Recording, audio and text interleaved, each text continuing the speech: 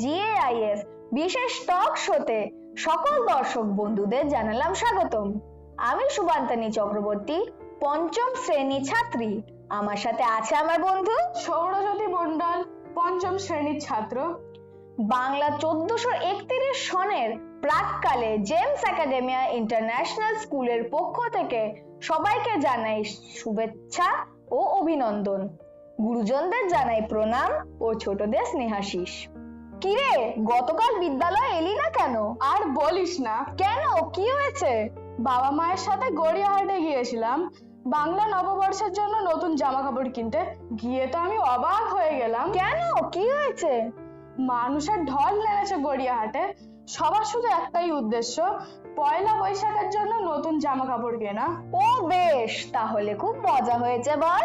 মজা বলতে আমি এক নতুন কলকাতা দেখে এলাম গতকাল। আচ্ছা, নতুন পুরাতনের কথা যখন হলো, তাহলে এক মজার কথা শোন। আমি গত রবিবার ঠাকুমার কাছে শুয়েছিলাম। ঠাকুমা অবিরাম গলা ছেড়ে গেয়ে যাচ্ছিল, হে নূতন দেখা দিক আর বার, জন্মের প্রথম শুভক্ষণ, তোমার প্রকাশ হোক, কুহেলিকা করি উদ্ঘাটন সূর্যের মতো। বেশ মজাদার তো। সে আর বলে, আমি যখন জানতে চাইলাম ঠাকুমা হে নূতন বলে কাকে ডাকছো, জানতে চাওয়াতে কেমন যেন নস্টালজিক হয়ে গেল। বলল বাংলা নববর্ষের আগে আনন্দে মনটা যেন কেমন হয়ে ওঠে, একটা আনন্দ দ্বারা বয়ে চলে, আর মনের ভেতর কত স্মৃতিরা এসে ভিড় করে। ঠাকুমা যেন থামতেই চাইছিল না। আমি সত্যি, তোর মুখে এসব শুনে আমার তো জানার আকাঙ্ক্ষা বেড়েই চলেছে। তারপর কি হলো বল। এরপর ঠাকুমা বলতে শুরু করলেন, নববর্ষের দিন তুলসী মঞ্চে মাটির সরা বেঁধে তুলসী গাছে জলের ঝরা দিতাম।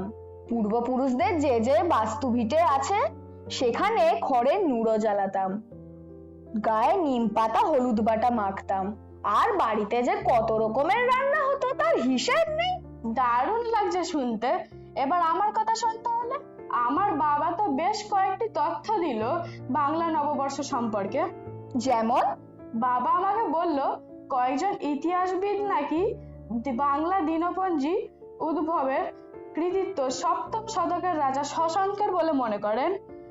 পরবর্তীকালে মুঘল সম্রাট আকবর এটাকে রাজস্ব বা কর আদায়ের উদ্দেশ্যে পরিবর্তন করেন, আর আকবরের সময় থেকেই পয়লা বৈশাখ এক উৎসবের রূপ পায়। বাহ, এক অজানা তথ্য জানলাম। আর আমার ঠাকুমা তো থামতেই চাইছিল না, বলেই চলেছিল নববর্ষের দিন দোকানে দোকানে হালখাতা হতো, আর হতো গাজন উৎসব ও চড়কের মেলা। এক অদ্ভুত উন্মাদনা। আমি মুগ্ধ হয়ে ঠাকুমার কথা শুনছিলাম।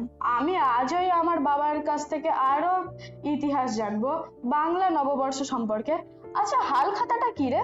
হালখাতা হলো ব্যবসায়ীদের কাছে সারা বছরের পুরাতন হিসাব শেষ করে নতুন খাতার শুভারম্ভ। হাল শব্দটির অর্থ হলো নতুন, অর্থাৎ নতুন খাতার সূচনা। এই দিনে দোকানগুলো সুন্দর করে সাজায় এবং ক্রেতাদের মিষ্টির প্যাকেট ও ক্যালেন্ডারও দেয় ব্যবসায়ীরা। বাংলা নববর্ষ যে আমাদের এত আপন, তা আমি তোর কাছ থেকেই জানলাম। তোকে আর কত বলবো, আমার ঠাকুমা একের পর এক গান গেয়েই চলেছিল গলা ছেড়ে। কি কি গান গাইছিল বল শুনি। শোন তাহলে, এসো হে বৈশাখ তোরা সব জয়ধ্বনি কর, তোরা সব জয়ধ্বনি কর, ওই নূতনের কেতন ওরে কাল বৈশাখীর ঝড়, আয় আয় আয় আয় বৈশাখ, আয় আয় আয় নতুনের দিন। তোর মুখে এসব শুনে আমার তো যেন মনটা ভরেই গেল। বাংলা নববর্ষ নিয়ে বাংলা কবি সাহিত্যিক শিল্পীদের মধ্যেও তো উন্মাদনা কম ছিল না। ঠাকুমা বলল দাদু এই দিনটাতে নতুন ধুতি পাঞ্জাবি পরতো, আর ঠাকুমা নতুন শাড়ি। হ্যাঁ, এই দিন প্রতিটি বাঙালি তাদের সাধ্য মতো নতুন পোশাক পরে, বাড়িতে পছন্দের নানান খাবার বানায়।